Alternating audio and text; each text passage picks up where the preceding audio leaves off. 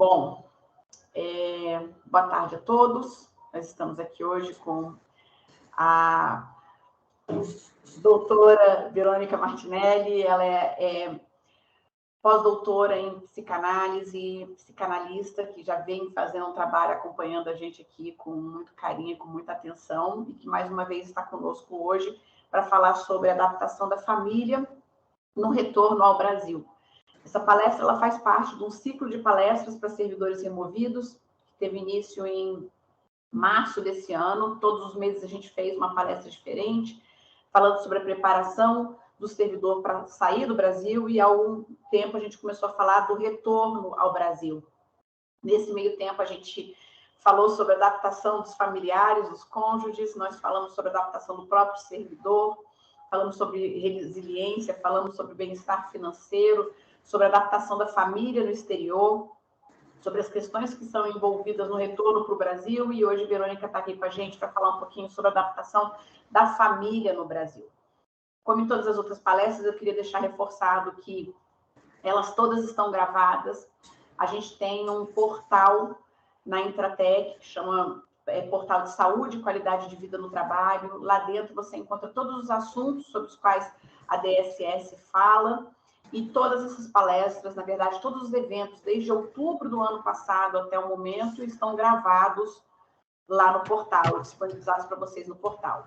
Como nós sabemos que esse ciclo de palestras é muito importante para os familiares também, nós fizemos um upload de todas as palestras também para o YouTube, e existe um canal DSS, Divisão de Saúde e Segurança no Trabalho do Itamaraty, onde os familiares e todos os interessados podem também ter acesso aos conteúdos que foram tão gentilmente compartilhados conosco nos últimos meses aqui no Itamaraty. Verônica já esteve aqui conosco antes, ela tem um vasto conhecimento sobre o tema, e eu vou passar a palavra para ela se apresentar um pouquinho mais e dar início aos nossos trabalhos. Muito obrigada, Verônica, mais uma vez por estar aqui conosco. Não, eu que agradeço a você e a Ellen pelo convite. Bom, a primeira coisa que eu sempre aviso é que eu falo rápido. Eu fico sempre assim com boa parte da minha atenção destinada a tentar falar mais devagar, mas às vezes, ainda assim, a coisa acelera. Então, assim, se ficar rápido demais, por favor, peçam para que eu repita e tal, ou desacelere. Eu já até combinei com a... Vocês estão me ouvindo bem? Estamos sim. Estamos te ouvindo sim. O ventilador ligado, não está atrapalhando, não. Bom, não, tá então, assim, até combinei com a Daniela, assim, porque quando eu estou fazendo todo online presencial, não. Eu, às vezes, não olho tanto para a tela, já que não tem quase roxos aí mesmo, só dá para me desconcentrar. Então, às vezes eu não reparo que alguém levantou a mão ou fez algum comentário no chat, mas eu pedi para a Daniela me avisar se alguém, por acaso, fizer algum comentário, uma pergunta, levantar a mão por aí. Mas eu peço, por favor, para tentar, assim, fazer perguntas mais associadas. Estou falando rápido a coisas que eu estou falando, porque às vezes as pessoas adiantam perguntas do que eu vou falar depois e complicam um pouco mais o andamento do negócio, assim, acaba demorando mais do que o necessário. Depois, no final, sim, sobrando espaço, aí vocês podem fazer perguntas de coisas que eu não tenha, talvez, selecionado para falar aqui, se for o caso. Bom, então é isso. Eu vou passar por vários caminhos nessa palestra e posso tentar cortar alguns temas, assim. Vou começar falando de algumas categorias gerais de saúde mental, de ansiedade, também de transtorno de adaptação, de depressão. Eu já falei isso aqui antes no Ministério, mas agora eu vou dar uma versão bastante mais resumida do que apresentei em situações anteriores, mais voltada só para a questão do transtorno de adaptação, e de encarar de uma forma mais introdutória. E aí vou entrar na questão mais específica mesmo dos retornados. Eu vou pegar umas leituras diferentes. Primeiro, uma leitura mais psicanalítica mesmo, vendo a questão do estrangeiro, e do estranho, e depois para uma outra questão, que é a síndrome do retorno, o síndrome de retorno. E aí vou começar cada vez mais, aí uma questão geral que interessa as famílias, mas a todos, indo um pouco mais para a questão dos filhos, que eu acho que é uma das questões mais particulares e que mais angustia.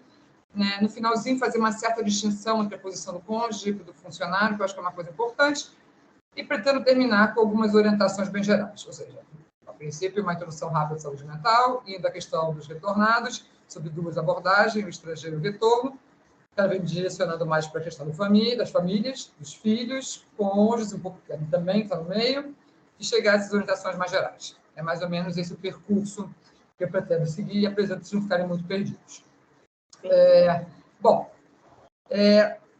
nós sempre, de alguma forma, estamos construindo vínculos com pessoas e com modelos sociais, mas o retorno é uma hipérbole, porque ele é a readaptação a todo o ambiente social. A pessoa perdeu o seu lugar social, se afastou das suas relações, e o primeiro desafio, então, é conseguir restabelecer relações, criar novas relações.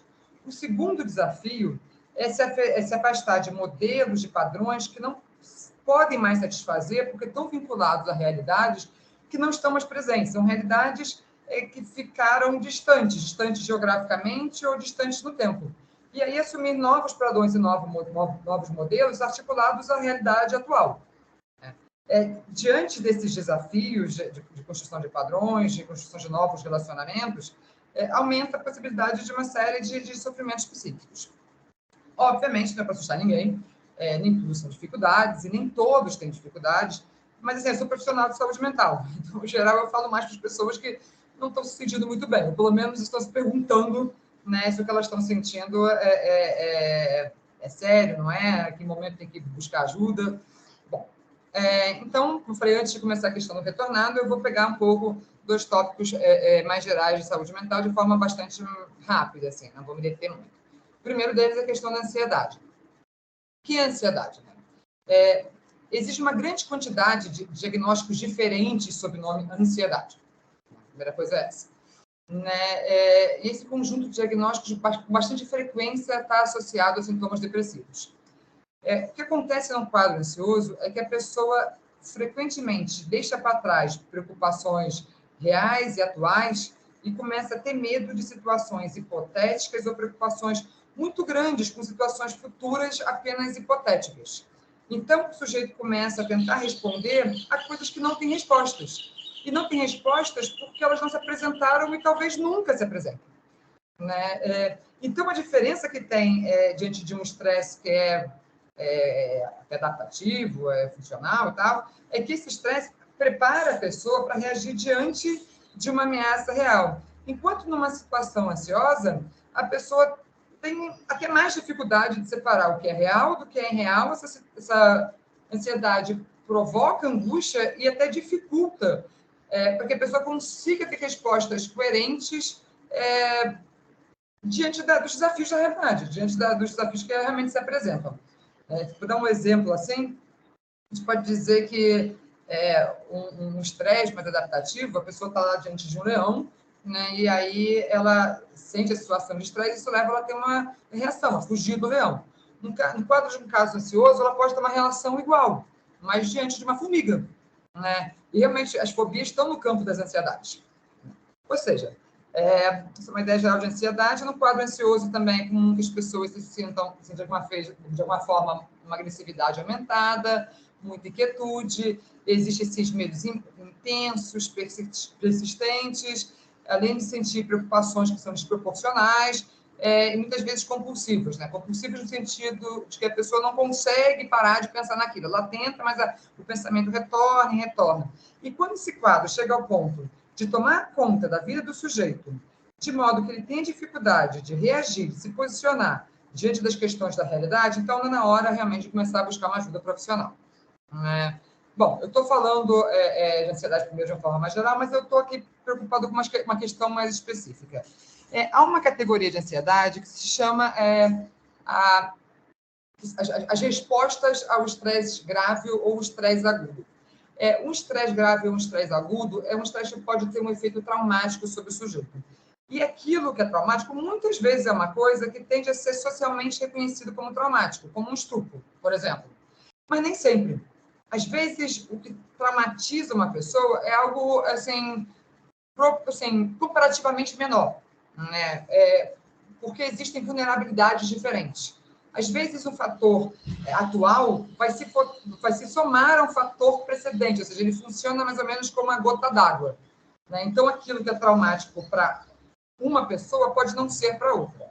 Eu estou falando de trauma. Agora, o que é um trauma? Tem um exemplo que eu sempre uso, né? Porque eu acho muito esclarecedor, muito simples. Você imagina que você estava martelada no dedo de alguém e logo depois, assim, perguntar para a pessoa quanto é 2 mais 2. é possível que ela não consiga responder essa resposta. Um trauma é um estímulo excessivo, só que não fisicamente excessivo, como no caso do martelo. É um estímulo psiquicamente excessivo. Ele leva a uma pane mental. Então, o aparato psíquico fica sobrecarregado, tentando, de alguma forma, assimilar, se reestruturar diante desse excesso, absorver esse excesso.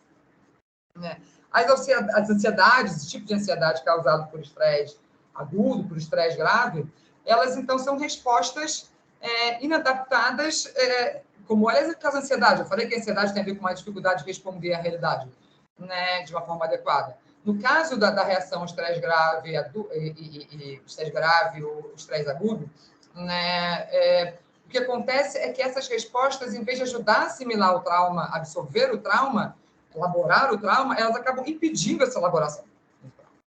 Bom, e por que eu estou falando disso? Porque dentro desse quadro, é um subquadro. Né? A reação do estresse agudo é um subquadro da ansiedade, e dentro das reações do estresse agudo, um outro subquadro é o que se chama de transtorno de adaptação. Né? Que é um estado de sofrimento e perturbação que, na verdade, dificulta a vida social. Né? Ele está dentro dessa categoria de reação ao estresse grave, né? Porque a situação de mudança pode ser traumática para alguns. Né? Então, o transtorno de adaptação acontece diante de grandes mudanças, como, por exemplo, sei lá, nascimento de filho, depois de separações, ou de mortes, após a aposentadoria, fim de períodos escolares, em situações de migração. Você vê aí que essas mudanças, elas têm caráter diferente. Existem mudanças que geralmente são boas, como o nascimento de filho. Outras que normalmente são ruins, como a morte de alguém ou uma separação. E outras cujo sentimento é mais ambíguo, como acontece frequentemente no fim de período escolar, às vezes situações de migração, às vezes situações de migração é boa, sei lá, mas o que interessa é que não depende tanto se a mudança é exatamente uma coisa, a princípio, qualificada como boa ou ruim. O que interessa não é isso. O que esse diagnóstico mostra, na verdade, é que a mudança ela tem potencial para ser traumática. Né? E uma particularidade desse diagnóstico do transtorno de adaptação, tem algumas particularidades, mas uma delas é a grande variabilidade individual. Tem algumas pessoas que passam por situação de mudança de uma forma muito tranquila. Para outras, isso é um enorme desafio. Essa é a primeira particularidade. Uma outra particularidade é a duração. Ele pode ser muito mais curto ou muito mais longo, até porque o tempo da adaptação é muito variável. Quando a gente fala de retorno, por exemplo, a gente pode falar de período de adaptação considerando assim alguns meses, ou dizer que essa adaptação ainda não se completou mesmo depois de anos. Então, como a adaptação é muito longa, o período de transtorno de adaptação também pode ser muito longo ou não. O período de transtorno de adaptação também pode ser um período mais longo ou não. Outra característica que é muito importante quando se fala de transtorno de adaptação é que ele abre a porta para uma série de outros quadros de ansiedade ou para depressão. Né? A gente chama isso de diagnósticos acessórios. Eles acontecem quando o sujeito, de alguma forma, tem uma predisposição para outras formas de ansiedade ou para depressão. Né? Então, nesse caso, o que acontece é que a mudança, quando é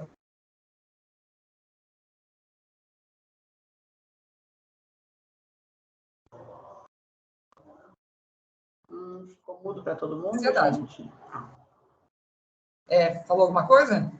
Ficou mudo, travou um pouquinho e ficou mudo durante um pouquinho. Aí a gente parou Desde que momento? Você estava falando da diferença e especificidade do transtorno de ansiedade. Quando é que ele se torna... Você estava falando quando começa a virar um transtorno de ansiedade. Foram nem um minutinho. Quando começa a virar o transtorno de adaptação, como assim? Você ouviu falar da questão das situações do parto e tal, ou não? Sim, do parto. O parto é uma coisa positiva, e aí em seguida? Sim, da duração, que pode ser maior ou menor, vocês ouviram? Isso, sim. Tá bom, então vou começar da outra parte, que é outra particularidade, que é o fato de que o transtorno de adaptação abre a porta para uma série de outros diagnósticos, né? Porque o sujeito pode estar predisposto, quer dizer, abre a porta para que desenvolva outros tipos de ansiedade ou um quadro depressivo, se existe predisposição para isso. Esses são tipos de diagnósticos acessórios. Né? Nesses casos, esses diagnósticos acessórios, o que acontece é que, quando a adaptação é traumática, ela representa um aumento de tensão que faz com que os sintomas desses diagnósticos acessórios apareçam, ou sei lá, aumentem. Né? E, na verdade, esses diagnósticos acessórios, como eles vêm, a intensidade deles, acabam definindo muito a gravidade do transtorno de adaptação. Agora, para se falar de transtorno de adaptação, é importante que, além desses diagnósticos acessórios, que o fator essencial, o fator traumático, o fator desencadeador, tenha sido esse caráter traumático excessivo, né, da mudança. Né? E existem sintomas que são próprios dessa situação, né, no transtorno de adaptação. Por exemplo, uma certa incapacidade de permanecer na situação atual, mas de fazer planos para o futuro e, evidentemente, também de voltar para o passado. Né? Outra coisa é que a vida da pessoa fica alterada de tal forma que, em geral, ela não consegue sustentar mesmo rotinas para as quais ela não estava adaptada. Ela já está habituada, que ela não consegue continuar o dia a dia, né? Retomar as rotinas ou criar novas rotinas.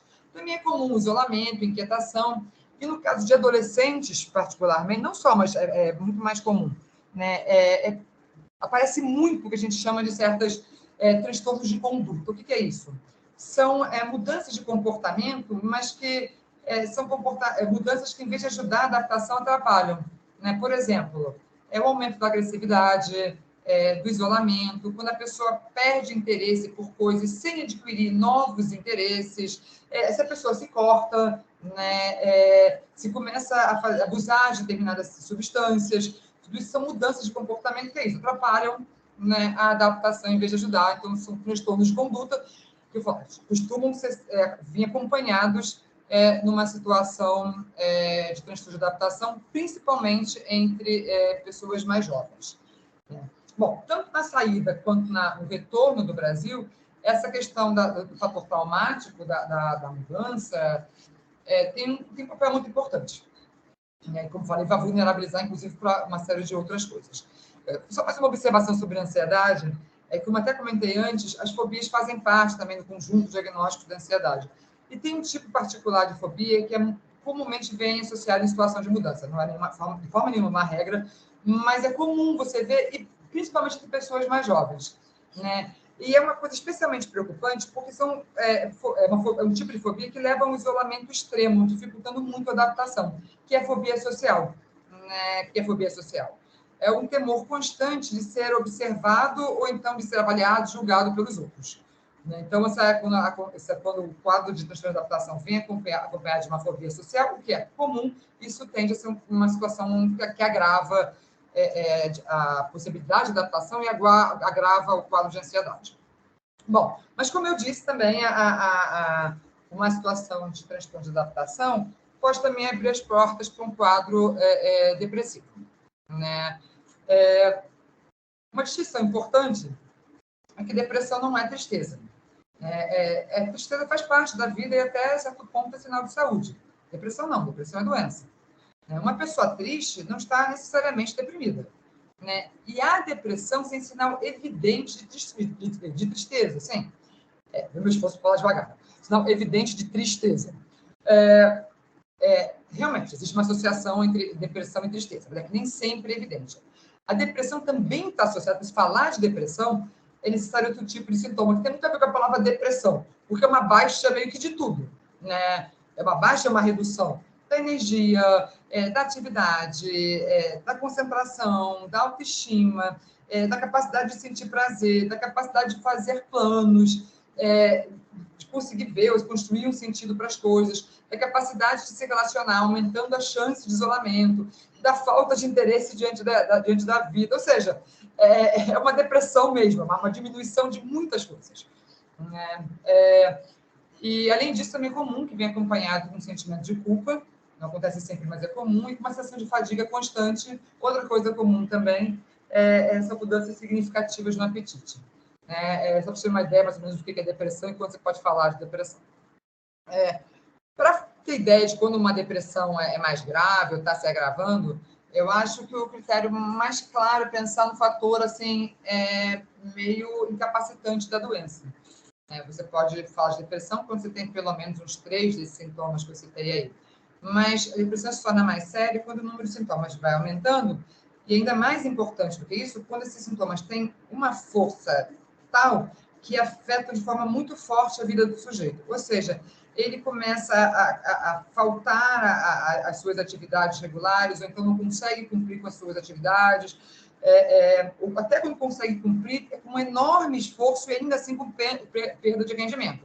No caso de adultos, estou falando de trabalho e tal, no caso de adolescentes, crianças de escola, ou no caso de pessoas que estão trabalhando também nas atividades dentro de casa. Ou seja, essa pessoa não consegue manter o seu dia a dia, a sua rotina, não consegue mais fazer as coisas que ela anteriormente fazia.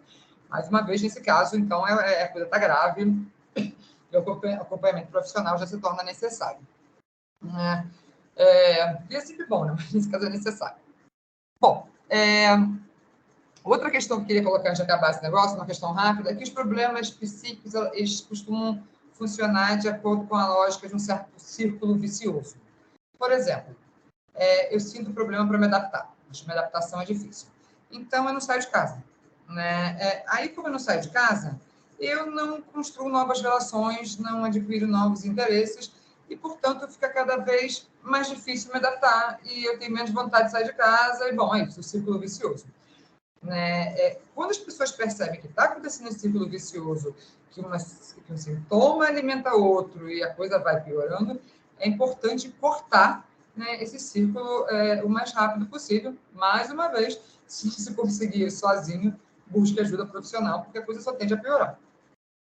Bom, isso que eu queria fazer de apanhado geral, falando de problemas de saúde mental que vêm acompanhados e que tornam o quadro de um retorno mais grave. Né? Perceber essas características de ansiedade e de depressão.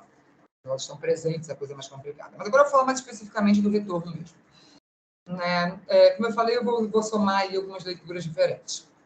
Uma primeira leitura tem a ver com a noção uma ideia de duas palavras, né? Estrangeiro e estranho. Elas são palavras com uma etimologia similar. De certa forma, elas podem ser sinônimos. Ambas, em certa medida, querem dizer de fora. Né? Estrangeiro se usa geralmente para uma pessoa que está de fora do seu lugar, em geral do seu país. Já o estranho, ele fala assim, de um mal-estar de alguma forma assim, mais indefinido, mais indistinto. Freud tem um texto destinado a essa ideia do estranho. E ele vai evidenciar uma dimensão do estranho que não fica tão claro para nós da língua portuguesa.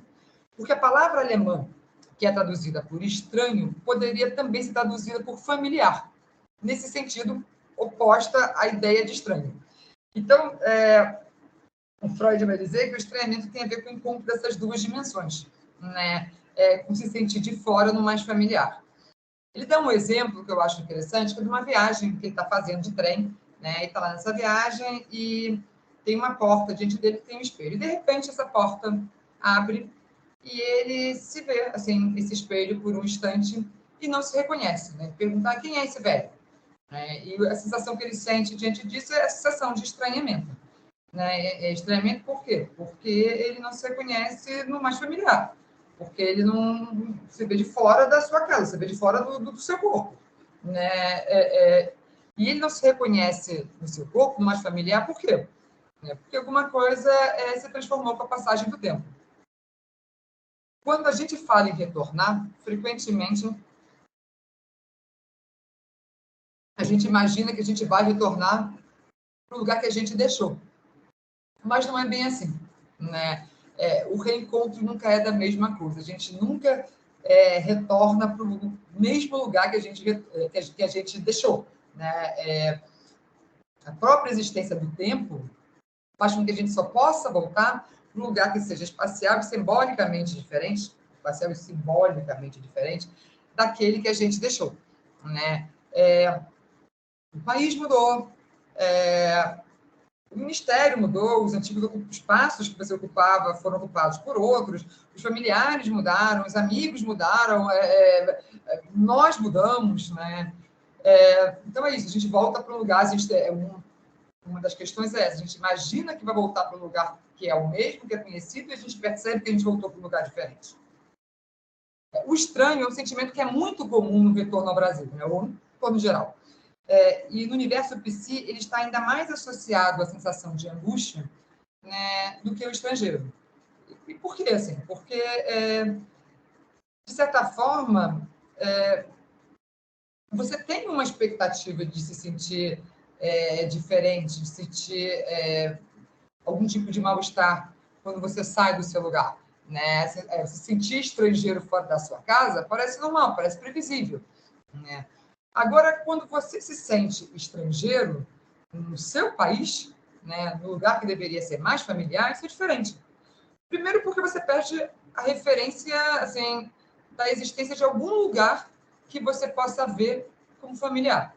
Segundo, porque você passa a pensar a questão de ser estrangeiro não tanto como uma questão circunstancial, mas como uma questão mais existencial. Você acaba, às vezes, se sentindo estrangeiro por definição, né? Não simplesmente por uma circunstância.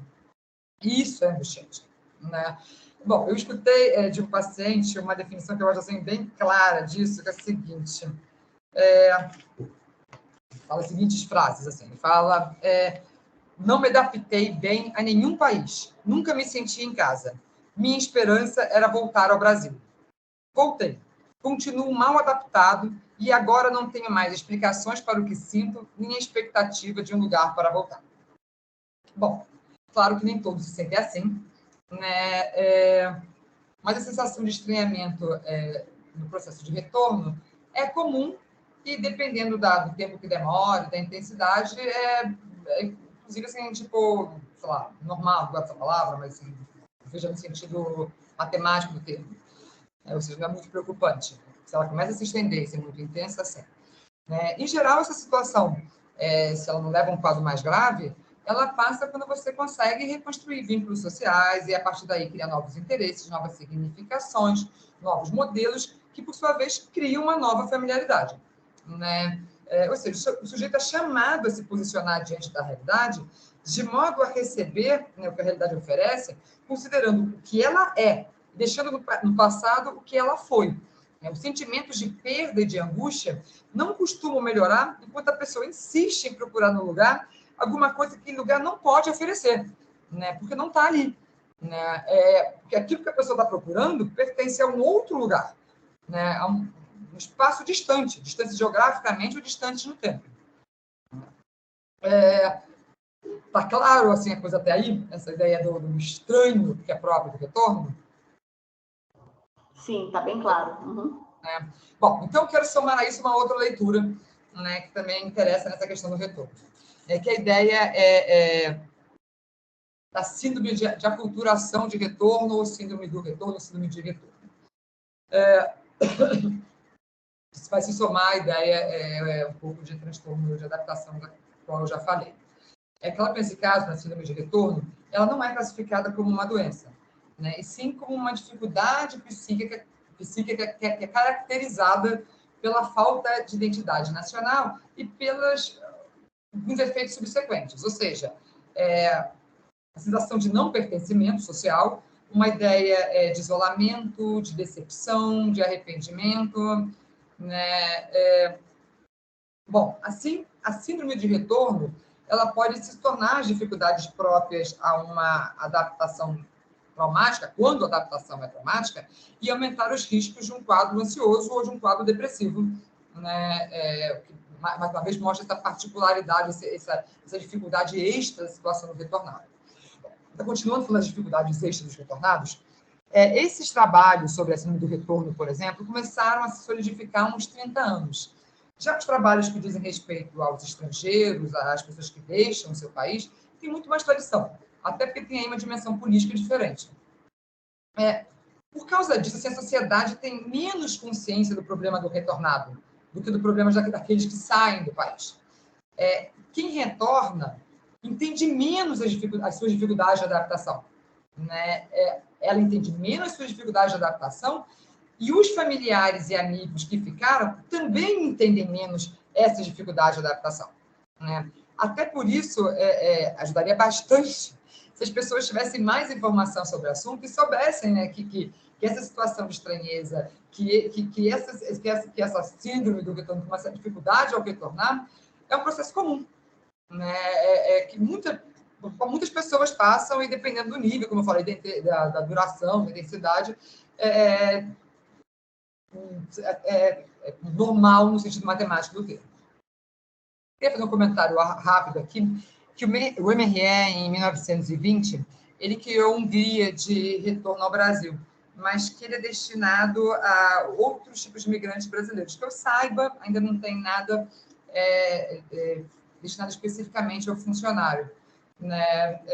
Outra coisa que esse guia ele é um trabalho consular muito útil. Assim, eu honestamente acho assim, tipo, ele fala de questões como a bagagem, as taxas, os bens a declarar, a regulamentação de documentos, uma coisa importante que é a necessidade de domínio da língua portuguesa no processo de adaptação escolar, mas, obviamente, como profissional de saúde mental, tenho que dizer assim, que eu gostaria que tivesse também algum comentário, algum momento ali para falar um pouco dessa questão dessa dificuldade associada à saúde mental. Entendo perfeitamente que isso é completamente da especialidade dos funcionários do Ministério, mas, de qualquer forma, aí fica uma sugestão para futuras reedições, atualizações, de repente pedir a ajuda de alguém para acrescentar um parágrafozinho sobre a questão, até para ajudar a divulgar esse problema, que é menos conhecido. Bom, dito isso, voltando. Né? Como eu já falei quando falei de transtorno de adaptação e comentei que a reação das pessoas é muito variável, né? Reforçando isso, nas pessoas retornam, pessoas que não têm nenhuma dificuldade, né, em reconstruir a vida. Outras pessoas sentem um estranhamento, uma noção de falta de identidade, que é o que marca a síndrome de retorno, mas apenas assim nos primeiros meses. E alguns, né, para essas pessoas e para alguns, esse estranhamento e essa dificuldade de se sentir pertencendo a um lugar, de constituir uma identidade nacional, isso dura, às vezes, após anos, ainda que minimizado. Ou seja, cada um vai lidar de uma forma, não existe um padrão. E essa reação vai depender, primeiro, de fatores externos, porque cada sujeito vai encontrar um cenário diferente quando retorna, mas também de fatores internos ao indivíduo, então, próprios ao indivíduo, como, por exemplo, o tempo que ele passou no exterior, a suscetibilidade que ele tem a quadros ansiosos ou depressivos, como ele reage psiquicamente à mudança, se ela tende ou não a ser traumática, as relações familiares, e um diferencial muito importante, que eu vou voltar a falar mais tarde, é a questão da idade. Né? O caso dos adolescentes e das crianças retornadas, eles têm alguns elementos que são bastante parecidos com o do adulto, mas tem outros elementos que são particulares. Né? Bom, então agora eu quero assim, ler o depoimento, né, que é o depoimento assim, até de uma adolescente que ficou 10 anos no exterior. Ela voltou com 16 anos, já está aqui há uns 10 anos. Né? Eu acho que esse depoimento diz muito. Algumas das frases que ela coloca, umas que são mais típicas de filhos de retornados, de pessoas que retornam jovens e tal. Outras não. Outras, eu acho que são coisas que você escuta com frequência de muitos retornados, né? Mesmo adultos. Então, a declaração que eu acho assim, bem exemplar é essa. Era uma mudança, mas a pior delas. Eu deveria estar voltando e não era bem assim. Eu passava férias no Brasil todo ano, mas passar férias é diferente de morar. Não conhecia nada direito. Fui até alguns lugares de que lembrava. Eles tinham mudado. Isso me deixou pior, porque fui esperando ver algo conhecido. O Brasil era só mais um país e não deveria ser. Eu não me sentia brasileira. As pessoas repetiam, você é brasileira, e só aumentavam o problema. Eu sei que deveria ser brasileira. Deveria, mas não era. Mas sei que deveria ser brasileira, mas não era. Nem era de nenhum outro lugar. Eu já sabia disso, mas a ficha só caiu de verdade quando cheguei aqui. A minha amiga, que também é filha de uma outra funcionária do MRE, essa minha amiga não tinha a menor ideia até chegar. Ela ficou ainda mais perdida. Para mim, foi melhor não tratar o Brasil como um lugar conhecido, e sim como um lugar novo. A saída dela lá. Até hoje, não resolvi esse problema completamente, mas agora me sinto bem. Não foi rápido. Só recentemente fiquei bem com isso, considerando que a clínica já está com 3 anos aqui. Há uns meses tive a chance de voltar a morar fora e não quis. Descobri que a minha vida não é a vida dos meus pais. Bom, então, assim, tem algumas coisas desse depoimento que me chamam a atenção, vamos considerar algumas delas. Começando pela questão da nacionalidade, que tem muito a ver com a questão da síndrome do retorno, que, como eu já falei, é caracterizada por uma dificuldade de estabelecer uma identidade nacional. Né? O vocabulário da nacionalidade é um vocabulário totalizante, né? Porque o sem pátria não tem lugar nem físico nem simbólico na lógica do mundo. Por isso, as pessoas que são reconhecidamente apátridas recebem um diploma, se eu não me engano, sobre a responsabilidade das Nações Unidas. Isso é mais no campo de vocês do que o meu, né? Mas o que interessa é que eles têm que receber algum tipo de passaporte, algum tipo de documento, porque senão eles seriam indocumentados, né? E não poderiam estar de forma legal em lugar nenhum, ou seja, ficariam de alguma maneira fora do sistema, né? Mas o que acontece com as pessoas que se sentem apátridas? Ou seja, daquelas que estão sem nacionalidade, não por uma questão legal, mas por uma questão puramente identitária, né? Qual é a resposta para isso? E nas últimas décadas, essa situação ficou mais complexa, porque a noção de identidade se tornou ainda mais fluida e indeterminada. Isso é especialmente claro no caso particular da identidade de gênero, né? Mas, bom, voltando, só um exemplo. Uma parcela considerável da população hoje em dia, tanto o aspecto legal quanto o reconhecimento do outro, perderam parte da importância na hora da pessoa definir a sua identidade nacional. Desse modo, algumas pessoas veem como uma incongruência escutar coisas como todo mundo te considera brasileira, você é brasileira, você nasceu aqui, seus documentos são daqui. E a incongruência vem do choque entre essas frases e uma coisa que se tornou fundamental, né, para a forma como a gente percebe identidade atualmente, que é a autopercepção. Em outros termos, hoje em dia, para muitos, o eu não me sinto brasileira é igual a eu não sou brasileira. E é mais fácil se sentir brasileira no exterior, né? Eu lembro de uma pessoa uma vez que falou que se descobriu brasileiro quando era jovem, não sei o quê, e justamente saiu do Brasil. Aí descobriu o que era ser brasileiro. Então, é mais fácil se sentir brasileiro no exterior, um pouco por oposição, por falar, pensar, se sentir de forma diferente dos outros, né? A gente nota que tem uma distância entre o que nós e eles consideramos normal ou então sem sentido, a forma certa ou a forma errada. Realmente, o normal e o certo são historicamente, culturalmente determinados. Mas a questão é que quando as pessoas retornam para o Brasil, elas percebem que muitas coisas que elas consideram normais, outros brasileiros não consideram normais. Que muitas coisas que elas consideram certas, outros brasileiros não consideram certos. Isso acontece mesmo com pessoas que nunca saíram do Brasil. Porque no país existe uma multiplicidade de modelos, uma multiplicidade de valores. No Brasil real, existe uma dissonância de percepções de mundo. Mas isso tudo, essa situação, né, essa percepção dessa dissonância, ela é aumentada pela história de imigrantes do retornado. Primeiro, tem uma questão prática mesmo, porque o retornado soma assim, a essa dissonância que já existe no país mesmo, o fato de que ele traz referências de outros países. Mas tem uma outra questão. É que mesmo os descompassos que não têm nenhuma relação com a história de imigrante dele, acabam sendo atribuídos a essa história de imigrante. E assim o retornado corre o risco de se sentir mais isolado, mais incompreendido, mais estranho e ver abalada a sua sensação de pertencimento ao país, de identidade nacional. Né? Um exemplo,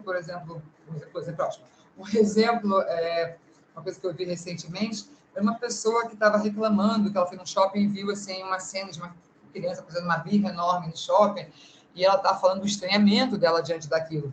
E ela estava falando desse estranhamento, comparando realmente ao Brasil do passado e também a referência que ela tinha de outros países. Então, ela sentia que esse estranhamento tinha a ver com isso, tinha a ver com a história de imigrante dela.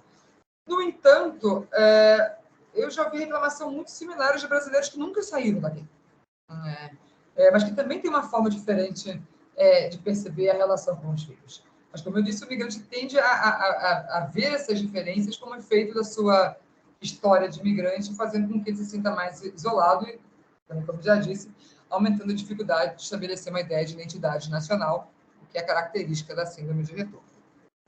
Bom, e por que isso acontece? A questão é que, em geral, né, quando a pessoa está longe, existe uma nação idealizada. E essa nação idealizada, ela costuma ser muito mais harmônica do que a nação real.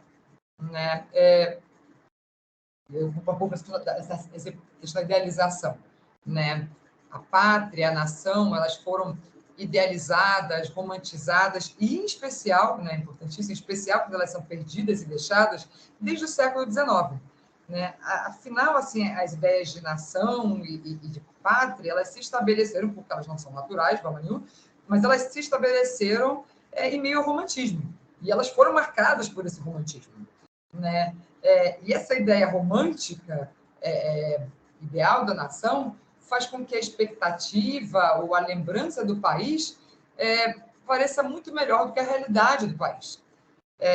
Efetivamente, não é raro que um lugar, uma pessoa, uma coisa distante seja diferente de um lugar, uma coisa, uma pessoa presente. Até porque, na ausência, é mais fácil que aquilo seja visto e continue a ser visto como ideal. Na presença é mais complicado. Né? Assim, esse ato que existe entre o ideal e o real vai se somar às transformações próprias ao tempo para aumentar essa diferença entre o país que a pessoa imagina que vai encontrar e o país que ela efetivamente encontrará. Né? E também, obviamente, o estranhamento diante desse país que ela encontra. Outro elemento importante é que essa imagem romântica do país, ela, de alguma maneira, ela ajuda o migrante a se sentir justificado diante dos seus problemas de adaptação quando ele sai do país, quando ele está no exterior. Né? Mas torna ainda mais angustiante, confusa, traumática, estranha, a sensação de não pertencimento e dificuldade de adaptação para os retornados. Né? Bom, em outros termos, né, todo esse contexto que estou falando do retorno, ele acaba fazendo com que a chance de um transtorno de adaptação, que vai se somar, então, à síndrome de retorno, seja aumentada. Né? O que pode vulnerabilizar mais o sujeito para quadros ansiosos e depressivos para os quais ele esteja predisposto. Como eu falei, isso não acontece com todo mundo. Cada um reage de um jeito. Depende muito das suscetibilidades individuais. Bom, mas voltando, então, assim, a chance de desenvolver um quadro de transtorno de adaptação associado à síndrome de retorno, e daí, talvez, ansiedades e depressões de vários tipos, é aumentada. Para minimizar esse negócio, é preciso, é claro, se reintegrar. Né? Para se reintegrar, né, é preciso também assim, aceitar a diversidade de significados, de padrão de normalidade que a coisa tem para cada sujeito, ainda que no mesmo país. Né? Ou seja, no país, nem todos significam as coisas da mesma forma. Isso não é só porque você é imigrante.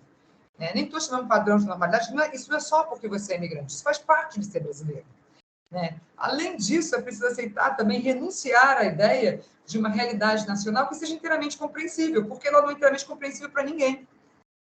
Então, isso é parte, conseguir passar por isso e aceitar isso é parte do processo de integração. Bom, dito isso, eu agora vou passar mais para outra parte, que é a parte da família, começando a falar um pouco da questão dos filhos. O que eu vou falar a respeito dos filhos não deixa de dizer respeito também a vários pontos, assim, coisas que acontecem com um adulto, mas eu vou direcionando mais para as particularidades de crianças e adolescentes ou de jovens.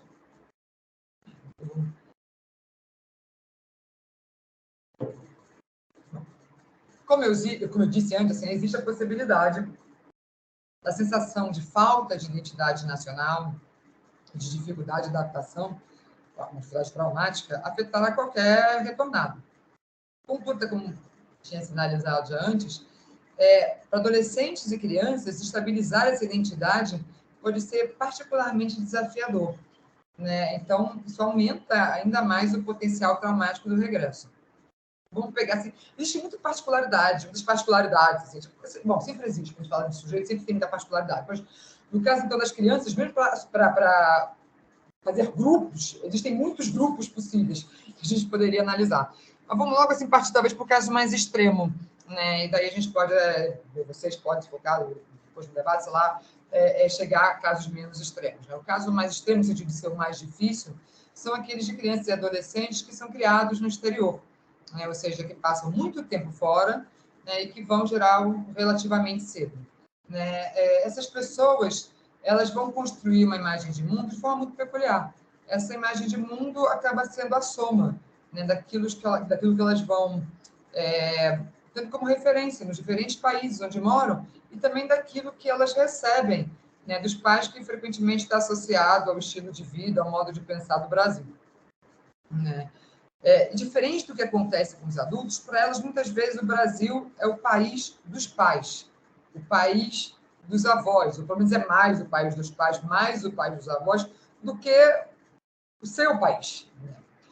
Inclusive, assim, uma coisa que eu acho curiosa, que eu já escutei, não sei se aconteceu com vocês, mas eu escutei até mais de uma vez, a pergunta diante de funcionários do MRE, de onde são seus pais? Né? E realmente, esses filhos de funcionários, muitas vezes são tratados como filhos de brasileiros, não como brasileiros. O que acontece, particularmente, quando não há sotaque, porque as pessoas que saem daqui mais jovens são mais afetadas por esse tipo de coisa. Quando isso acontece, a pessoa está como filho de brasileiro, não como brasileiro, né, a situação fica mais complicada, porque assim, o nacional, de alguma forma, até vê ele como um local, mas ele se sabe estrangeiro, né? Então, a noção de identidade nacional fica especialmente indefinida nesse quadro. É como se eles vivessem entre dois mundos, para usar a metáfora aqui, como se vivessem diante de dois tipos de família, né? Uma família, ou umas famílias, seriam as famílias adotivas, que são os lugares onde eles cresceram e tal, e a outra seria a família biológica, que é o país dos pais, né? Então, assim, enquanto para o adulto o grande desafio é adaptar os seus vínculos prévios à realidade atual do Brasil, para muitos desses filhos, eles não chegam a ter uma lembrança clara do país, ou então ter uma lembrança que é construída muito a partir das férias, ou a partir do discurso, portanto, da perspectiva dos pais. E mesmo assim, quando eles não ficam tanto tempo assim, não saem tão jovem assim, como assim, a percepção das coisas muda muito durante a infância e a adolescência, às vezes essa lembrança também se afasta de forma especial da realidade, né? Bom, e assim, diante de tudo isso, a questão é essa, a pergunta é essa: como se sentir brasileiro? Né? E no sendo brasileiro, dançar o quê? Chegamos a essa questão da identidade nacional e o efeito disso. E foi eu falei que estava falando de um caso limite, mas eu falei que não é só limite, até contei um pouquinho que mesmo passando menos tempo, tal, indo um pouco mais velho, essa percepção de tempo é diferente, a distância pode ser aumentada com relação ao adulto, né? Então, assim, mesmo quando os filhos vão depois ou passam menos tempo no interior, assim, essa confusão identitária pode diminuir, sim, é muito comum que diminua. Mas não quer dizer que ela desapareça, ela pode desaparecer assim, ou não, né? Até porque nesse período, na infância, adolescência e tal, a ideia da própria identidade é bastante instável. Ela é muito pouco sólida, muito pouco enraizada. Ainda continuando, falando de mais assim, um foco mais para os filhos, a situação pode ficar ainda mais delicada com a soma de mudanças, né? Inclusive porque não é raro que esses deslocamentos sejam feitos contra a vontade dos filhos, ou então sem que eles tenham condições de avaliar claramente as consequências dessas mudanças. Aliás, que isso é uma situação que às vezes também, de forma diferente, afeta os cônjuges, né? Essa coisa que é contra a vontade, ou que eles não conseguem avaliar bem. Outra coisa que diz respeito aos filhos, mas também aos adultos, é que sempre é difícil deixar um lugar que conhecemos, ainda que nós não gostemos desse lugar, né? Não seja um lugar ruim, esse deixar o lugar que a gente conhece é uma coisa difícil, né? E tem até uma coisa que a pessoa falou que eu pedi para anotar aqui, que eu acho que é muito claro. O cara até foi um adulto que falou, não um adolescente. Ele falou assim: no começo eu queria ir embora porque era uma porcaria, o lugar era uma porcaria. Depois preferia ficar. Lá continuava uma porcaria, mas era uma porcaria conhecida. nem sempre as pessoas expressam de forma mais clara, mas é um sentimento bastante comum. Bom, além da questão do deslocamento contra a vontade, nem sempre pode ser claramente avaliado, e dessa questão, eu já coloquei também da dificuldade de largar o conhecido, no caso aí, claro, mais especificamente do filho mesmo. Ser o aluno novo, né, mesmo que de uma vez só, mas ser o aluno novo aumenta a chance de bullying. Né? E é comum que, pela intimidação ou pela vergonha, os filhos não falem da agressão com os pais. Então, assim, é sempre conveniente estar bastante atento para pedidos de ajuda que são indiretos, né? Que não aparecem em todas as palavras ali. Além disso, a perda causada por várias mudanças faz com que exista o risco particular para crianças e adolescentes, mas não só para eles, de que eles nunca tenham constituído, por um longo tempo não constituam, um vínculo sólido com um lugar e com referências e padrões próprios a algum lugar, e que também se acostumem a se sentir constantemente sozinhos. Aprender a viver de outro jeito, ou seja, aprender a viver com vínculos sólidos com lugares, a internalizar modelos, referências, e também a não estar sozinho, ou seja, aprender a viver desse jeito, exige tempo. Né? Mas é muito conveniente se a gente pretende se minimizar, né, o perigo de algum problema, algum sofrimento psíquico mais grave. Né? Bom, ainda nas considerações sobre a atenção especial que crianças e adolescentes merecem na situação de retorno, vou falar um pouquinho a respeito da história da escola, da faculdade, ou seja, da instituição que se estuda. Da vida, né, criança, adolescente, jovem, existem dois grandes ambientes sociais, assim, de convívio social: a família e a escola. Com a mudança, a adaptação ao ambiente escolar, às vezes é difícil. Se na família os vínculos não têm qualidade, não são estáveis, né, o filho assim, corre o risco de perder os dois pés de apoio. E quando é que isso é preocupante? Eu até já sinalizei antes que a dica talvez mais comum sejam os distúrbios, transtornos comportamentais, que já falei, são mudanças, né, de comportamento que, em vez de facilitar a adaptação, dificultam a adaptação. Né? O que se espera é que, quando a pessoa volte a um ambiente escolar, ou uma faculdade e tal, ela tenha uma reinserção social, e a partir daí ela construa novas relações e também novos interesses, novos objetivos e comportamentos que são adaptados. Portanto, a escolha desse espaço de educação ela é importante não só para a formação intelectual também, mas não só para a formação intelectual. Ela tem uma grande importância do ponto de vista psíquico. Além disso, uma coisa que é bom marcar aqui, que desenvolvimento social e desenvolvimento intelectual de forma nenhuma são desvinculados. Né? Inclusive, as diversas transformações no ambiente podem ter algum tipo de efeito sobre a vida intelectual. Não só também, mas principalmente de crianças e adolescentes.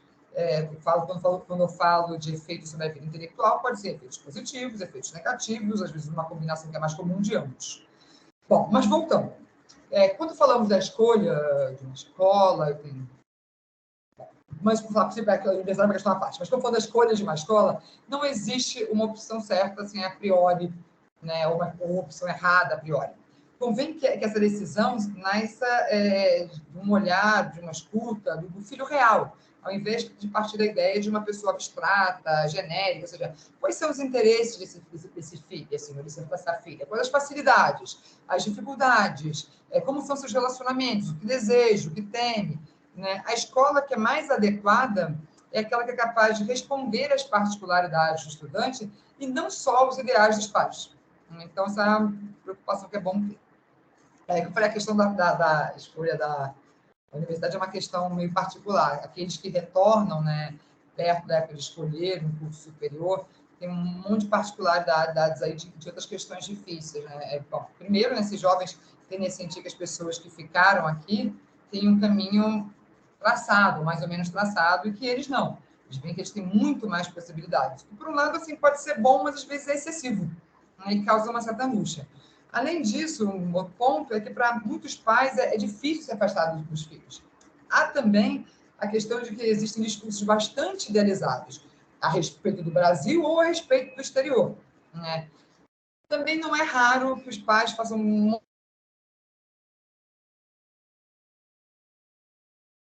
nem sempre concordem com esses planos, você tem condições de decidir, né? E, por fim, é muito comum que exista essa questão, continuar ou não no Brasil, essa dúvida, né?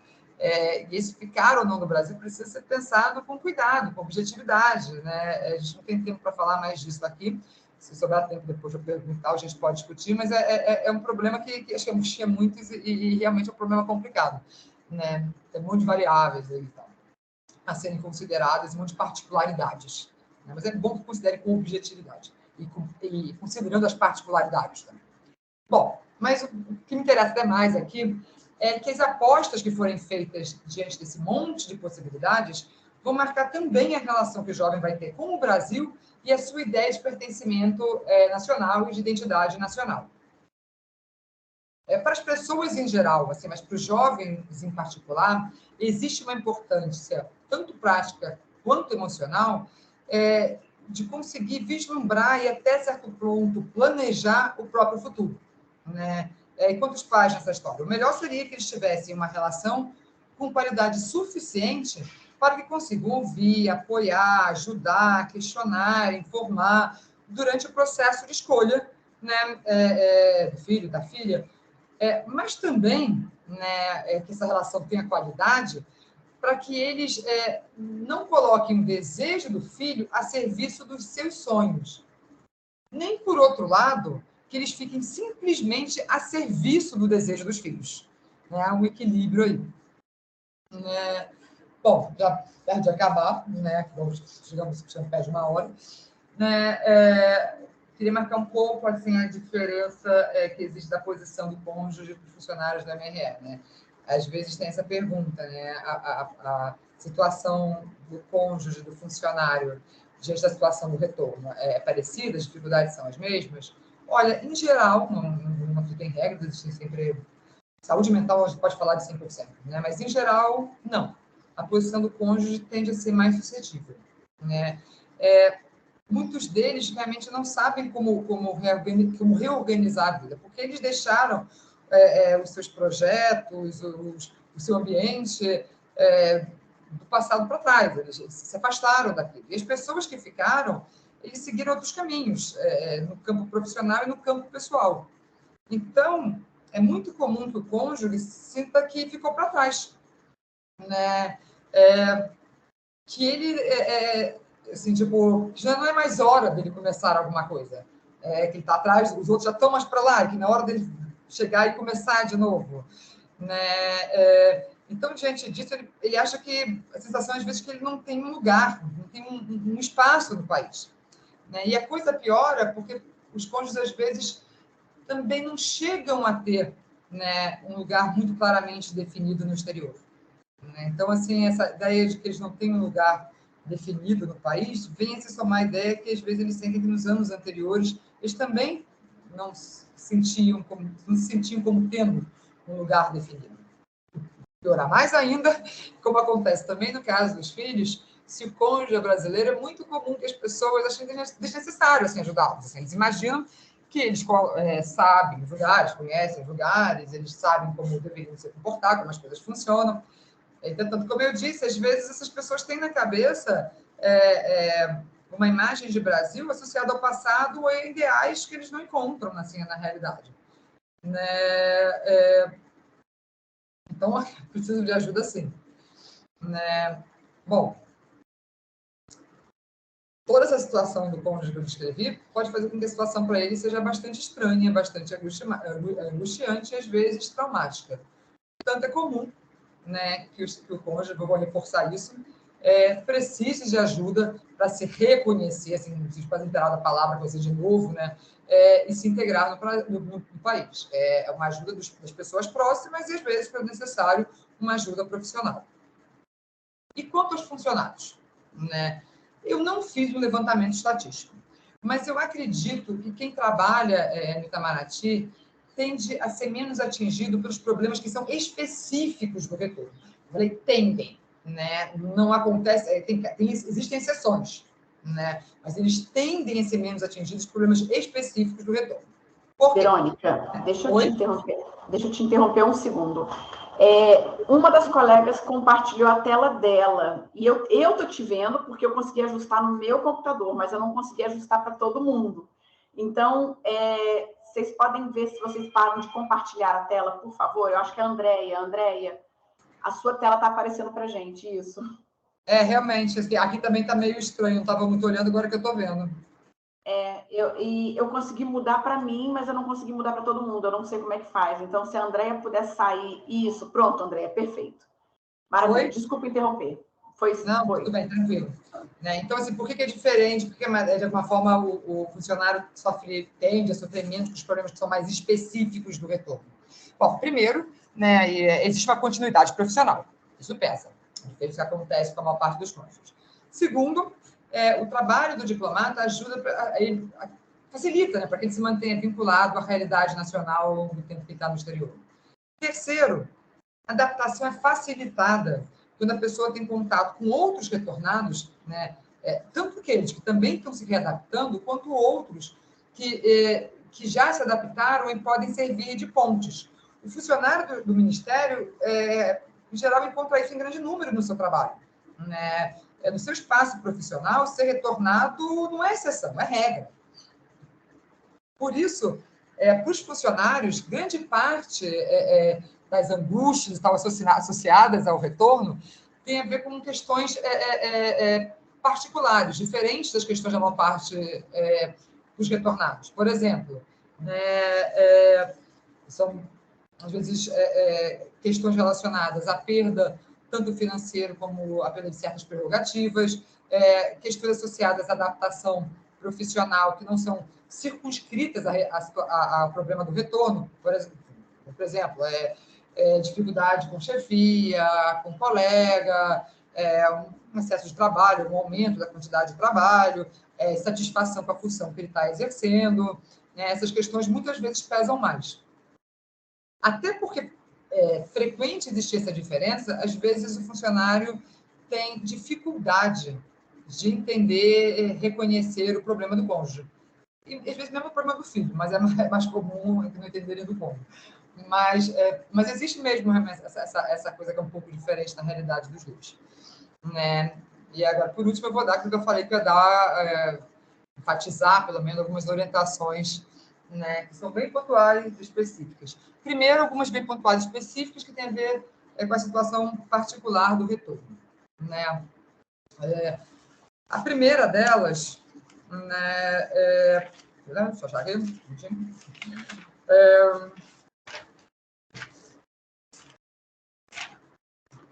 Enquanto você procura, Andréia, a gente voltou. Andréia, a gente voltou para sua tela. A gente está acompanhando tudo que você está fazendo no seu computador. Como é que é?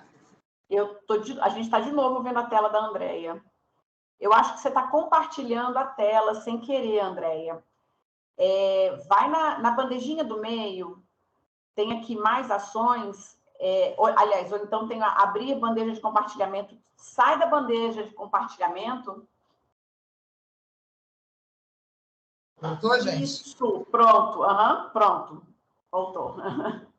Obrigada, Andréia, desculpa. Nada, tipo. Então, voltando assim, essas orientações que são mais específicas e pontuais, primeiro algumas que têm a ver com a questão mais pontual do retorno. Né? A primeira delas tem a ver com o domínio do idioma falado escrito. Isso é muito importante durante a readaptação. Né? Até a existência de sotaque causa efeitos na construção de uma identidade nacional. O segundo ponto é ter paciência com quem tem dificuldades de readaptação.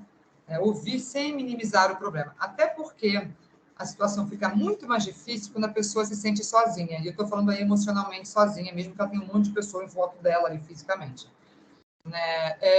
Terceira coisa, assim, que é útil, se for possível, propiciar o contato de cônjuges, de filhos, com outros retornados. Né? Inclusive com aqueles que já estão readaptados e que talvez possam ajudar, mais uma vez, a um reconhecimento, ao conhecer de novo do país. Aliás, até vou fazer a sugestão aí, assim, que seria uma boa ideia, assim, tipo, embora não vá resolver tudo definitivamente, mas seria uma boa ideia, assim, se o Ministério publicasse, ainda que anonimamente, o depoimento de alguns retornados, assim, tipo, não vai resolver tudo, mas isso pode ser, em alguns casos, faz com que as pessoas se sintam realmente menos isoladas, às vezes menos incompreendidas, que elas percebam que a coisa é mais comum. E isso tem o efeito de diminuir a estranheza e aumentar a ideia de familiaridade, de pertencimento. Eu te falei, não é uma coisa que substitui o tratamento, mas é uma medida que, para alguns, ainda mais para casos mais leves, ajuda a lidar com o problema. Bom, mas falando de sugestões à parte, era dessa questão de ter contato com outros retornados pode ajudar.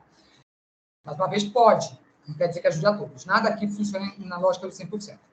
Quarto e último dessas coisas específicas tem a ver com comportamento. É sempre interessante quando você consegue, né, evitar o isolamento, se tem algum problema com adaptação, procurar apoio, buscar atividades que despertem interesse, criar objetinas e novas rotinas. E quando eu falo de rotina, por favor, sempre rotinas não tirânicas, porque rotinas tirânicas atrapalham. Essa é outra dica que ajuda na situação do retorno. E há também algumas orientações que são mais gerais, que não dizem respeito à questão do retorno em particular, que são orientações de profissional de saúde mental. Uma delas é fazer exercício físico, né? A maioria da comunidade médica concorda que exercícios físicos regulares têm um efeito antidepressivo e ansiolítico para a maior parte da população, né? Outro ponto é que quando o outro não está bem, não deixe de cuidar de si próprio. Isso parece uma coisa muito óbvia, mas não é levado suficientemente a sério. A última coisa que uma pessoa desestruturada precisa é de uma família desestruturada ou de outros integrantes da família que também estejam desestruturados. Até porque os problemas psíquicos no ambiente familiar tendem a se retroalimentar. Então, não adianta botar o filho na análise lá e você não está bem, deixar isso para lá. Bom, e quando é que convém buscar um profissional de saúde mental sempre que a pessoa sente um certo sofrimento, sente um mal-estar constante, frequente, assim, que ela frequentemente não está bem. Nessas situações, acho que é sempre bom procurar um profissional. Mas, em alguns casos, assim, nem digo que é bom, em alguns casos, eu acho que é muito necessário. E eu sempre venho aqui, eu sinto isso, né? Quais são esses casos? Eu tenho uma listinha assim, resumida dos mais comuns, né? Que são esses casos que eu acho que mais do que legal, assim, é preciso, né? Bom, esses casos são os seguintes. Mas aqui não é, a lista não é exaustiva, é uma das coisas mais comuns. Sempre que há, né, tentativa de suicídio, comportamento suicida ou ideação suicida, quando há risco para a saúde devido a distúrbios alimentares, quando o sujeito se automutila, ou seja, ele se corta, né, que é mais comum, quando há risco para si, quando é de um risco não suicida, quando há risco para si ou para a integridade física de outros, quando a agressividade está fora de controle. Né? Também quando o problema afeta significativamente a vida do sujeito. Foi aquilo que eu até falei quando da gravidade da depressão, né? Que quer se afetar significativamente. Quando a pessoa começa a faltar o seu trabalho, o seu ambiente de estudo, ou então ela até vai, mas não consegue trabalhar ou estudar, ou até consegue, mas com um esforço enorme, com perda de rendimento, ou seja, está afetando significativamente, então o caso é bastante sério. Depois, sempre que vocês escutam assim, a frase, ou uma frase similar que queira dizer, não sou capaz de lidar com o sofrimento. Leve essa frase a sério. Ainda que o sofrimento pareça muito explicável, ou seja, um retorno, por exemplo, recente e que seja cheio de coisas imprevisíveis e desagradáveis. É justificável, mas leve a sério a frase, não sou capaz de suportar, não consigo suportar. Outro motivo é quando o sujeito entra no que eu falei no começo, que é o círculo vicioso da doença. Você está vendo que a pessoa não está bem e está fazendo coisas que vai deixar ela ainda pior e que ela não está conseguindo sair disso. Você vê que a coisa começa a piorar e se alguma coisa não for feita, ela só tende a piorar cada vez mais. Então, convém esperar que a coisa não chegue a ficar muito grave. Muito grave. Então, outra situação que eu acho que convém buscar ajuda profissional. Outra é quando há carência de sono, porque ela piora qualquer quadro clínico no caso de saúde mental. né? E há bons recursos, inclusive medicamentosos, para lidar com isso.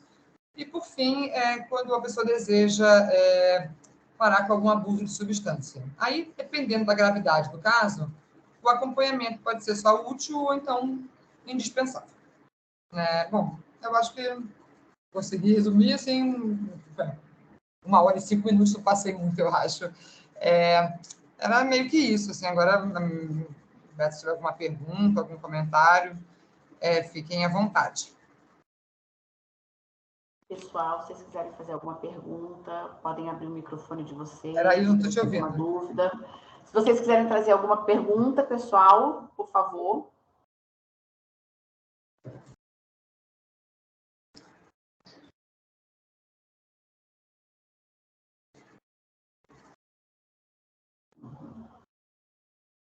A diferença de perguntas no online e no presencial é enorme. A diferença é o online, pessoal. E, assim, muita gente está no trabalho, né? Então, está durante o trabalho e acaba não conseguindo fazer as perguntas. Verônica, uma das coisas que eu gostaria de reforçar junto com os nossos servidores, desde o início desse ano, a gente tem um programa de acolhimento dos servidores. Então, tanto o servidor que está em processo de remoção pode procurar a nossa psicóloga para ajudá-lo nesse período de ansiedade, de preparação para a remoção, quanto os servidores que estão retornando ao Brasil também podem procurar a DSS, o Serviço de Apoio Psicológico, para que não é uma terapia, não vai ser uma terapia constante, mas a gente faz o quê? 10 sessões. A gente fez um esqueminha aqui dentro, pensando no quê? Pegar as pessoas 4 semanas antes de viajarem e umas 4, 5, 6 semanas na adaptação lá e no retorno do Brasil para cá, no retorno do exterior para o Brasil também. Então, a gente já está oferecendo esse tipo de suporte. E a ideia é muito que a gente abra espaço para o servidor e se estruturando para poder procurar uma terapia e entrar e se engajar verdadeiramente no processo terapêutico. Então, isso é um reforço muito grande que a Juliana faz nos encontros dela de preparação para remoção ou de retorno ao Brasil, em que ela fala, a gente tem 10, 12 sessões aqui. É o tempo para você se estruturar, se sentir um pouco mais integrado e procurar alguém para te acompanhar, fazer um acompanhamento a longo prazo. E os servidores que já procuraram o serviço estão bem satisfeitos com isso, porque acaba que tem aquela sensação de que, bom, eu não estou sozinho, e o que eu estou sentindo não é incomum. Eu acho que o que eu mais gosto, tanto no material que você já disponibilizou para a gente, quanto nas suas palestras aqui, é falar que esse é um lugar que é estudado. Isso já existem pessoas falando sobre essa dificuldade de adaptação, tanto quando a gente sai, quanto quando a gente volta. E que procurar ajuda não quer dizer que é uma fragilidade ou uma fraqueza. Tudo bem, é um momento de fragilidade, mas isso não torna você uma pessoa pior do que as outras pessoas. E que se a gente tiver coragem de falar mais abertamente sobre essa fragilidade, sobre esse momento de fragilidade, todo mundo pode se ajudar um pouco mais, e se sentir mais encorajado a buscar ajuda profissional. Eu acho que é a grande contribuição que você tem feito desde 2019 é falar para a gente, isto é comum, não sofram sozinhos, procurem ajuda. Você falou de fragilidade aí, talvez que assim, fragilidade todo mundo tem, né? A força está na capacidade de admitir a fragilidade e lidar com ela, não em não ter fragilidade. E, bom, realmente, só assim, não tenha nenhuma dúvida, nenhuma questão que ficou aberta. Eu sei que, assim, perguntas no online é comum acontecerem, mas fale agora o cálice para sempre. Não tem realmente nenhuma questão, assim, obscura. Meninas, alguém quer trazer alguma coisa? Como eu falei, o nosso chat... Precisa fazer, não. É só assim, eu quero saber se tá ok, ficou claro, tá tranquilo, assim, Eu achei ótimo, como sempre, né? Ficou claro para você? Ficou claro para mim, sim. Você manifesta o quê? Porque, assim, de vez em quando, você vê a cara das pessoas, tem alguma ideia, inclusive, do que se elas estão acompanhando, quanto estão acompanhando. Bom, mas obrigado de qualquer forma, pela oportunidade e tal, e vou avisar que está lá Está no portal, está no YouTube, é só eles pedirem para a gente o link, e está no portal de saúde e qualidade de vida no trabalho, dentro de uma aba que fala de preparação para remoção. Então, a gente tem a ida e o retorno, porque tudo isso configura a remoção. Então, todas as palestras gravadas lá, e a gente também baixa para o canal do YouTube, que já foi divulgado amplamente, mas a gente vai fazer uma nova divulgação para que os servidores saibam exatamente. Eu percebi assim, que as pessoas, várias vieram me perguntar assim, mas esse horário para quem está fora não dá, e tem muita gente trabalhando, que não sei o quê. Aí eu falei assim, bom, mas fica gravado. Né? E as pessoas já sabiam, mas gravada onde? Eu falei, não sei. Então, assim, reforça essa coisa da gravação, porque eu percebi que muita gente não sabe aonde encontrar essa gravação. Eu falei que algumas pessoas, ao longo da semana, quando receberam um aviso, me escreveram para falar isso. Não dá para assistir, mas como é que a gente... Ou não vai ficar gravado? Eu falei, vai. Disseram que vai. Então, estão todas lá. A gente vai fazer uma nova divulgação. A gente tem feito essa divulgação constante, já tem 1 ano de portal. Né? Exatamente hoje, faz 1 ano que a gente tem o nosso portal de saúde e qualidade de vida no trabalho. E ele é um meio de divulgação para todo mundo, mas a gente sabe que isso precisa ser reforçado constantemente. Toda semana tem e-mail que vai para a caixa direta de todos os servidores. Então, bom. Tá bom. Muito obrigada. Obrigada, querida. Muito obrigada pela sua presença. Tchauzinho. Muito obrigada a todas vocês, meninas, que estão aqui. Por favor, divulguem. Divulguem que está gravado no portal de saúde e qualidade de vida, que o acesso é pela página principal da Intratec. E nós estamos aqui, qualquer dúvida, qualquer sugestão que vocês tiverem, para que a gente continuar abordando o tema e acolhendo todas as angústias e as peculiaridades do serviço exterior. Obrigada, gente. Eu vou encerrar a gravação agora. Tchauzinho, Verônica. Muito obrigada.